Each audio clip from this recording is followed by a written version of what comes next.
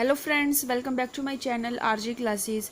आज मैं आपको बैंकिंग एंड फाइनेंशियल इंस्टीट्यूशन जो आपकी 7th यूनिट है नेट की, उसका फर्स्ट लेक्चर आज मैं स्टार्ट करने वाली हूँ। एंड आज इसमें मैं सारे क्वेश्चंस एक्सप्लेन करूँगी जो आपसे मैंने क्विज में भी पूछे थे। देखिए फ्रेंड्स, हमारे इंडिया में जो बैंक्स है उसको दो पार्ट्स में बाइफ्रिकेट किया गया है, दो पार्ट्स में डिवाइड किया गया है। बैंक्स हमारे दो है, सेंट्रल बैंक जिसको आप आरबीआई भी कहते हैं जो अपेक्स बैंक है, एंड दूसरा है हमारा कमर्शियल बैंक्स। सेंट्रल बैंक हमारा क्रेडिट को कंट्रोल करता है, ठीक है। क्रेडिट को कंट्रोल करने का मतलब, देखिए फ्रेंड्स, क्रेडिट कंट्रोल मतलब होता है कि कई बार कुछ सिचुएशन ऐसी होती है जिसमें हमारी पब्लिक के पास बहुत ज़्यादा पैसा होता है, बहुत ज़्यादा मनी होती है, मनी की सप्लाई ज़्यादा होती है। उस केस में जो लोग हैं उनके हाथ में पैसा ज़्यादा है तो डिमांड ज़्यादा करेंगे तो लेकिन सप्लाई कम है, तो इससे क्या होगा, प्राइसेस जो जनरल प्राइस लेवल है वो इंक्रीज़ हो जाएगा। लेकिन on the other side deflationary situation वो होती है जिसमें जो लोगों के हाथ में पैसा काफ़ी कम होता है, मनी सप्लाई काफ़ी कम होती है। लोगों के हाथ में अगर पैसा नहीं होगा तो डिमांड जनरेट नहीं होगी, और अगर डिमांड जनरेट नहीं होगी तो प्रोडक्शन नहीं होगी, ठीक है। बिकॉज प्रोडक्शन किस लिए होती है, डिमांड पे ही होती है। लेकिन कई बार क्या होता है फ्रेंड्स, अगर लोगों के हाथ में पैसा ही नहीं होगा, डिमांड ही नहीं होगी, तो ये चीज़ खरीदेंगे क्या। तो डिमांड कम हो गई लेकिन सप्लाई ज़्यादा है, तो उस केस में प्राइसेस कम हो जाएंगे। इन्फ्लेशनरी और डिफ्लेशनरी दोनों ही सिचुएशन सही नहीं है, इनको कंट्रोल करना पड़ता है, स्टेबलाइज करना पड़ता है, और ये आरबीआई करती है, कमर्शियल बैंक करता है, ठीक है। पहली बात तो ये मोस्ट इंपॉर्टेंट थी। कमर्शियल बैंक्स में आपके सभी बैंक रहते हैं, like union bank, PNB, SBI, ये सारे आपके कमर्शियल बैंक्स में आते हैं। जो सेंट्रल बैंक होते हैं वे कमर्शियल बैंक्स को मैनेज करते हैं, राइट। सो सेंट्रल बैंक के बारे में यही बहुत इंपॉर्टेंट बात। देखिए फ्रेंड्स, कमर्शियल बैंक्स को गवर्न करने के लिए बैंकिंग रेगुलेशन एक्ट बनाया गया 1949 में, ठीक है। देखिए आरबीआई का अपना एक स्पेसिफिक एक्ट है, आरबीआई एक्ट 1934, लेकिन बैंकिंग को रेगुलेट करने के लिए, बैंक्स की एक्टिविटीज़ को रेगुलेट करने के लिए एक अलग एक्ट बनाया गया, बैंकिंग रेगुलेशन एक्ट 1949। पहले बैंकिंग रेगुलेशन एक्ट का जो नाम था वो था बैंकिंग कंपनी एक्ट 1949।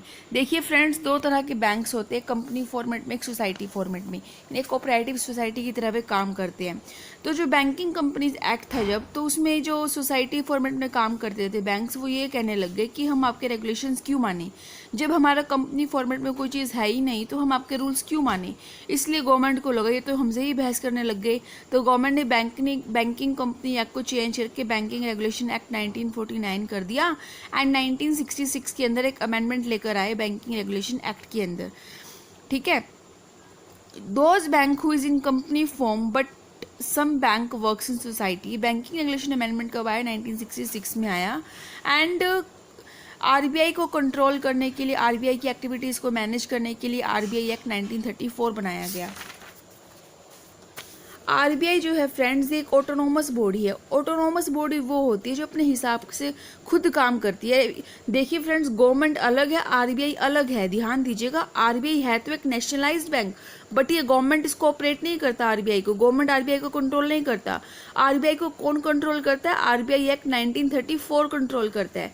जो भी बैंक्स खुद अपने हिसाब से, अपने हिसाब किताब से काम करती है, अपने एक्ट के अंडर काम करती है, उसे हम ऑटोनोमस बॉडी कहते हैं। लाइक आरबीआई का अपना एक एक्ट है 1934, सेबी का अपना एक एक्ट है 1992। ये सारे बैंक्स क्या होते हैं, हमारे ऑटोनोमस बॉडी होते हैं जो अपने एक्ट के अंदर काम करते हैं, ठीक है फ्रेंड्स। अब रही बात कि जो ये एक्ट है ये बनते कैसे, ये अनेक्ट कैसे होते हैं। ये 3 स्टेप होते हैं फ्रेंड्स। सबसे पहले preparation, then presentation and then passing. Preparation, पहले एक ड्राफ्ट पेपर प्रिपेयर किया जाता है। वे ड्राफ्ट पेपर जो है यानी जिस फील्ड को लेकर वे ड्राफ्ट बनाया, जिस फील्ड्स को लेकर वे एक्ट बनाया जा रहा है, उन फील्ड के एक्सपर्ट्स के साथ डिस्कशन की जाती है। उनसे पूछा जाता है कि जो हम ये एक्ट लेकर आ रहे हैं कि इसमें कुछ चेंजेस चाहिए, कुछ मतलब उनकी एडवाइस लेते हैं। तो उनकी एडवाइस के अकॉर्डिंग उस ड्राफ्ट पेपर में कुछ अमेंडमेंट्स होती है अगर ज़रूरी है, फिर वे एक बिल बन जाता है, फिर उस बिल को प्रेजेंट किया जाता है पार्लियामेंट में।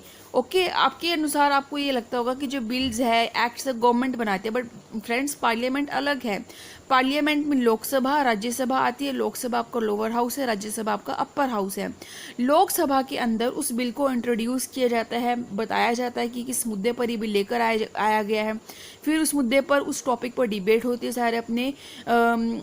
सारे अपने मतलब उस मुद्दे, मतलब जो डिबेट्स होती है, जो रूलिंग पार्टी हो, जो अगेंस्ट पार्टी अपने अपने व्यूज़ देती है, देन वोटिंग की जाती है एंड मेजोरिटी के बेसिस पर डिसीजन लिया जाता है। जब ये पार्लियामेंट में प्रेजेंट होता है देन उसको पास किया जाता है। पास कौन करेगा? पास करेगा प्रेसिडेंट। ओके, जब प्रेसिडेंट से सहमति मिल जाती है, उनकी अनुमति मिल जाती है, तो जो बिल है वे हमारा क्या बन जाता है? एक्ट बन जाता है। और ये एक्ट को ऑफिशियल गैजेट में नोटिफाई किया जाता है। जब ये एक्ट ऑफिशियल गैजेट में नोटिफाई कर देते हैं कि हाँ एक एक्ट पास हुआ है या एक, तो वे जो बिल है हमारा एक्चुअल लीगली हमारा वे क्या बन जाता है? एक्ट बन जाता है। ठीक है। और पार्लियामेंट के अकॉर्डिंग जब भी कोई चीज़ गैजेट के अंदर नोटिफाई कर दी जाती है, जो कि एक पत्र होता है, सरकारी पत्र, अगर उसके अंदर वो चीज़ डाल दी जाती है तो इसका मतलब सरकार ने या इसका मतलब पार्लियामेंट ने लोगों को वो चीज़ कम्युनिकेट कर दी। अब फ्रेंड्स, कौन कौन सी बॉडीज़ रिलेट करती है हमारी बैंकिंग जो है उसे कौन कौन सी बॉडीज़ रिलेट करती है? एक है आरबीआई, ये एक रेगुलेटर का काम करती है, एक्टिविटीज़ को रेगुलेट करती है। आईबीए, इंडियन बैंक एसोसिएशन, जो 1946 में बनी थी, ये है एक advisory body. Advisory body like कि टेक्निकल लीगल एडवाइस प्रोवाइड करती है बैंक्स को।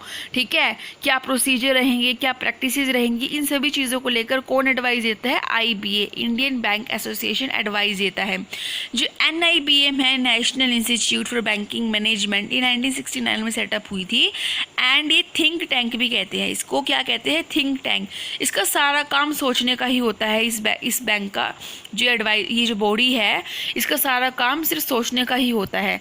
ये इंडियन बैंकिंग सिस्टम के लिए होती है। जैसे फॉर एग्जाम्पल जैसे प्लानिंग कमीशन से पहले प्लानिंग कमीशन को रिप्लेस करके नीति आयोग लेकर आए थे। ठीक है, जो प्लानिंग कमीशन से वे सारा क्या करते थे? सोचने का काम करते थे। इसी तरीके से जो NIBM है, नेशनल इंस्टीट्यूट बैंकिंग मैनेजमेंट है, ये थिंक टैंक भी कहते हैं। फ्रेंड्स, एक्चुअली ये मेरे थोड़े से अभी नोट्स इतने अच्छे से अरेंज नहीं है, बट आई होप आपको समझ में आ रहा है कि मैं आपको क्या करा रही हूँ, कैसे करा रही हूँ, आप चीज़ों को समझ पा रहे होंगे आई थिंक। सो फ्रेंड्स, देखिए बैंकिंग का हमारे इंडियन इकोनॉमी में क्या रोल है। बैंकिंग जो है वो 1770 में स्टार्ट हुई थी, इसको 3 पार्ट्स में बाइफरकेट किया गया। यानी जब हमारी बैंकिंग स्टार्ट हुई इंडिया में पहली बार 1770 में, 1770 से लेकर अब तक क्या हिस्ट्री है बैंक की, उसको हमसे 5 मिनट में कर लेंगे। ठीक है, देखिए फ्रेंड्स, 1770 से लेकर 1969 तक आपकी इंट्रोडक्शन स्टेज होती है। देन 1969 में नेशनलाइजेशन का कॉन्सेप्ट आया एंड ये 1981 तक चला। 1991 से लेकर अब तक की कौन सी स्टेज चल रही है? रिफॉर्मिंग स्टेज चल रही है। ठीक है फ्रेंड्स, ये 3 फेजेस में इसको बांटा गया एंड जो मैंने नोट्स बना रखे यही से ही मैंने क्वेश्चन आपके लिए ड्राइव किए थे। हमारा जो फर्स्ट बैंक है वो है हमारा बैंक ऑफ हिंदुस्तान, जो 1770 में सेटअप हुआ था। ये लिक्विडेट यानी फेल कब, दिवालिया कब हो गया था इस बैंक का? 1829 में इस बैंक का दिवालिया हो गया था। ठीक है, 1829 के 32 के पीरियड में इसका दिवालिया हो गया था। सेकंड बैंक कौन सा था? तो जनरल बैंक ऑफ इंडिया, जो 1786 में सेटअप किया गया था और 1791 में लिक्विडेट हो गया था। जो ईस्ट इंडिया कंपनी है उन्होंने एस्टेब्लिश किए थे bank of Bengal, bank of Bombay, bank of Madras. ये सारे क्या है? प्रेसिडेंसी। ये सारे कौन से बैंक के? सारे प्रेसिडेंसी बैंक है। फ्रेंड्स, मोस्ट इंपॉर्टेंट देखिए आप कि प्रेसिडेंसी बैंक क्यों कहा गया? बिकॉज ये बैंक्स वहाँ पर सेटअप किए गए थे जहाँ पर बहुत ज़्यादा ट्रेडिंग होती थी, उसको हम प्रेसिडेंसी कहते हैं। लेकिन फ्रेंड्स देखिए, हमारा जो RBI था भाई 1935 में सेटअप हुआ। ठीक है, 1 अप्रैल 1935 को हमारा RBI बना। बट RBI आने से पहले हमारे इंडिया को कौन संभालता था? हमारे इंडिया की एक्टिविटीज़ को फाइनेंशियल एक्टिविटीज़ को कौन हैंडल कर, कौन मनी को सप्लाई करता था, कौन कंट्रोल करता था? ये बहुत सारे क्वेश्चन रहते हैं बच्चों के माइंड में। तो फ्रेंड्स देखिए, आपको मैंने बताया है कि 3 बैंक होते हैं, bank of Bengal, bank of Bombay, bank of Madras. इन तीनों ही बैंक को मर्ज कर दिया गया था 1921 में, जिसको मर्ज करके नाम दे दिया गया इंपीरियल बैंक ऑफ इंडिया। ठीक है फ्रेंड्स, ये तीनों ही बैंक कौन से बैंक थे? कमर्शियल बैंक्स थे। ध्यान दीजिएगा, ये तीनों ही बैंक कौन से थे? बड़े बड़े कमर्शियल बैंक्स थे जिनको मर्ज करके एक इंपीरियल बैंक ऑफ इंडिया बनाया गया। अब जो इंपीरियल बैंक ऑफ इंडिया है ये भी क्या है? कमर्शियल बैंक है, ये सेंट्रल बैंक नहीं है। बट गवर्नमेंट क्या कहती है? देखिए, आरबीआई आने से पहले सरकार संभालती थी चीज़ें, ठीक है? तो सरकार क्या कहती है कि अभी कोई हमारा सेंट्रल बैंक नहीं है, तो इंपीरियल बैंक को क्या कहा जाता है कि तुम कमर्शियल बैंक तो हो लेकिन तुम्हें कुछ ऐसी पावर दे दी जाएगी जिसमें तुम सेंट्रल बैंक की तरह एक्ट कर सकते हो। तो इसको क्या नाम दे दिया गया? काजी सेंट्रल बैंक। काजी सेंट्रल बैंक वो बैंक होते हैं जो एक्चुअल में सेंट्रल बैंक नहीं होते लेकिन सेंट्रल बैंक की भूमिका निभाते हैं, ठीक है? Imperial Bank of India can also be called as quasi central bank, which is not central bank but act like central bank. Okay, यहाँ पर आपको मैं एक बहुत इंपॉर्टेंट बात बताने वाली, बहुत ज़्यादा इंपॉर्टेंट बात। देखिए फ्रेंड्स, 1921 में जब इस तीनों बैंक्स मर्ज किए गए तो है तो इंपीरियल कमर्शियल बैंक ही, तो जब वे सेंट्रल बैंक की तरह काम कर रहे हैं और आपको पता है सेंट्रल बैंक ही कमर्शियल बैंक्स को मैनेज करते हैं, तो जब इंपीरियल बैंक खुद एक कमर्शियल बैंक है, उसको तो कुछ पावर्स दे दी गई कि वह सेंट्रल बैंक की तरह काम करे, तो इंपीरियल बैंक ज़्यादा अपने फेवर में चीज़ें लेकर आने लग गया, ठीक है? तो फिर इसी सरकार को लगा कि ये तो कुछ गलत हो जाएगा, ऐसे तो अपने फेवर में ही काम कर रहे हैं। तो 1926 के अंदर एक हिल्टन यंग है जिसको हम रॉयल कमीशन भी कहते हैं, एक कमीशन आई 1926 में। ये कमीशन सेटअप करने का मेन पर्पस था कि ये चेक करना कि क्या आरबीआई सेटअप करने की नीड है या नहीं है। इसी की रिपोर्ट के बेसिस पर ही आरबीआई सेटअप किया गया था, ठीक है फ्रेंड्स? ये बहुत इंपॉर्टेंट पॉइंट है जो मैंने आपको बताया है। हिल्टन यंग और रॉयल कमीशन, इसको रॉयल कमीशन भी कहते हैं, जो 1926 में आई, ये इसलिए सेटअप की गई थी जिससे कि हम ये पता लगा सके कि इनकी रिपोर्ट के बेसिस पर ये जो आरबीआई है, मतलब इनसे पूछा गया कि क्या आरबीआई को सेटअप करने की रिक्वायरमेंट है, तो इन्हीं की रिपोर्ट के बेसिस पर आरबीआई को सेटअप किया गया 1935 में, ठीक है फ्रेंड्स? 1 अप्रैल 1935 को आरबीआई एक्चुअल वर्क में आई एंड 1934 को एक्ट पास हुआ आरबीआई को लेकर, ठीक है? ये 14 मार्च 1934 को एक्ट पास हुआ था आरबीआई का। देखिए फ्रेंड्स, अब हम पढ़ते हैं थोड़ा नेशनलाइजेशन के बारे में। 1969 के अंदर 14 बैंक्स नेशनलाइज हुए, 1980 में 6 बैंक्स को और नेशनलाइज कर दिया गया।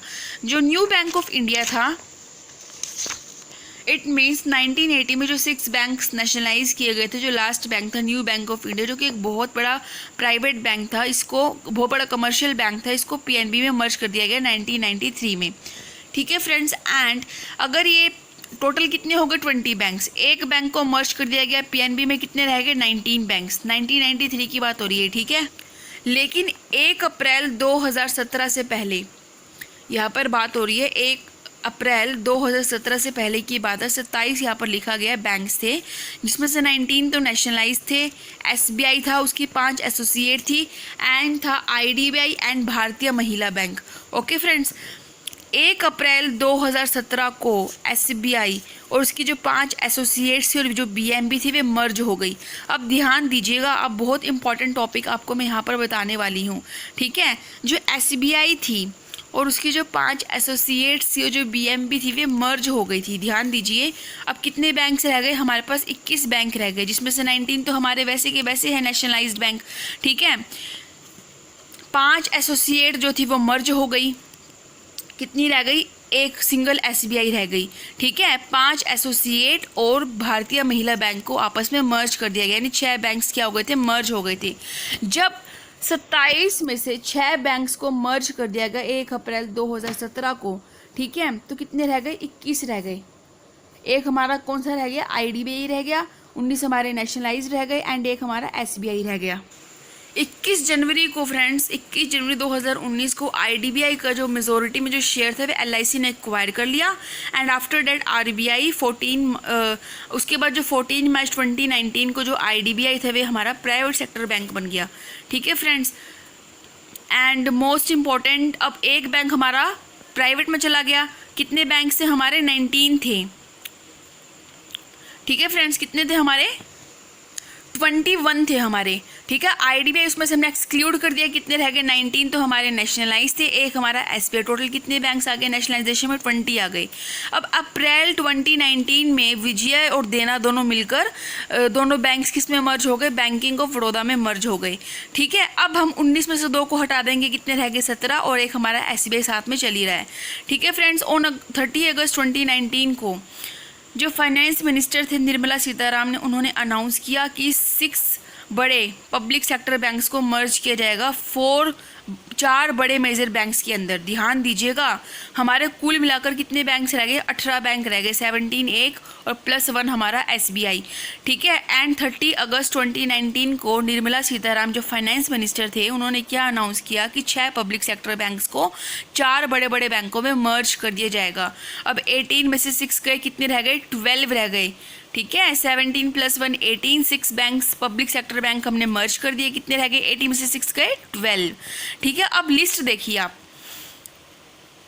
अब फ्रेंड्स देखिए, ये जो डिसीजन था ना 12-12 बैंक्स की 30 अगस्त 2019 में ही ले लिया गया था कि बैंक्स जो थे वे 18 से रहकर 12 हो गए। बट ये जो डिसीजन था ये इम्प्लीमेंट नहीं हुआ था। ये जो डिसीजन था इम्प्लीमेंट कब होना था, ये डिसीजन इम्प्लीमेंट होना था 1 अप्रैल 2020 को। इसलिए शायद आपको डाउट आया कि 2019 में तो सिर्फ 19 बैंक्स नेशनलाइज थे। आप सही थे एक तरीके से अगर देखा जाए, बट फ्रेंड्स 1 अप्रैल 30 अगस्त 2019 को ही डिसाइड कर लिया गया था कि 6 जो बड़े बड़े पब्लिक सेक्टर बैंक्स हैं वे 4 बड़े बैंकों में मर्ज हो जाएंगे। ठीक है, जिनकी बहुत अच्छी परफॉर्मेंस है। लेकिन ये जो अमेलगम, ये जो मर्जिंग, ये जो होना था ये 1 अप्रैल 2020 को होना था। लेकिन जो डिसीजन था ये कब ले लिया गया, ये 30 अगस्त 2019 को ही ले लिया गया। तो हमारे कितने बैंक रह गए, 18 में से 6 गए 12 बैंक। कनारा बैंक में सिंडिकेट बैंक को मर्ज किया गया, इंडियन बैंक में इलाहाबाद को मर्ज किया गया, PNB में OBC और यूनाइटेड बैंक को मर्ज किया गया, और UBI में किसको मर्ज किया गया, आंध्रा एंड कॉरपोरेशन बैंक को मर्ज किया गया। फ्रेंड्स बाकी हम नेक्स्ट वीडियो में डिस्कस करेंगे। सो आई होप आपको आज का ये सेशन अच्छा लगा, आपको चीज़ें क्लियर हुई, आपको हिस्ट्री क्लियर हुई। मैंने फ्रेंड्स आपको आप ये समझ लीजिए आपके सिलेबस के एक पॉइंट मैंने आपको पूरा करा दिया। सो अगर आपको आज का ये वीडियो अच्छा लगे तो please like my video, subscribe my channel. Thank you, take care, bye bye.